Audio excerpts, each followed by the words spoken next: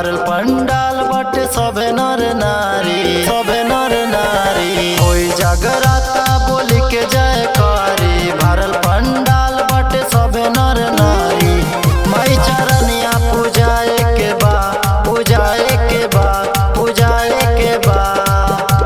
बोला बोला दुर्गा मैया की जय।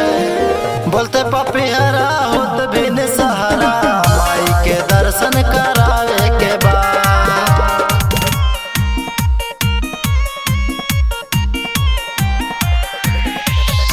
माई के दर्शन करावे के बा, माई के दर्शन करावे के बा। लौंग इलायची फूल नरियलवा बेली चमेली के बहार बा, बेली चमेली के बहार बा।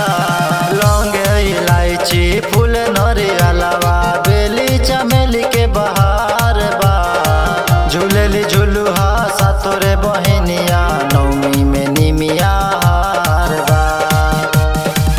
हाथ जोड़ी माई के मनावे के बा, मनावे के बा, मनावे के बा। बोला बोला कुआवा माई की जय। बोलते पपिहरा होत बिन सहारा माई के दर्शन करावे के बा।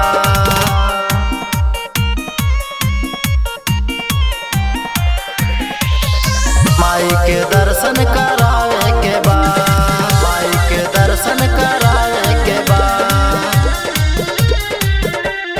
होई है सहाय माई जग जाई भगिया सबही के ये कहानी बा, सबही के ये कहानी बा।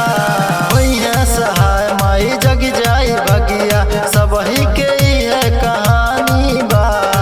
जे भी बगैले पहले बहुत कुछ माई के दुनिया दीवानी बा। जगुदा सुनील संगे जाए के बा, बजावे के बा।